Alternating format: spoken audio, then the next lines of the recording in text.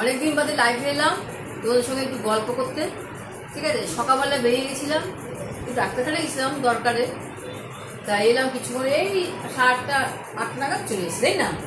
হ্যাঁ, এই এসে একটু মুড়ি এসে আমরা এখন এসে হ্যাঁ, গুড ইভিনিং বন্ধুরা, সবাই মিলে দেখছো যে আমরা এখন মুড়ি আর চানাচুর এই ওই চপ বেগুন চপ। দিয়ে খাওয়া দাওয়া করবো।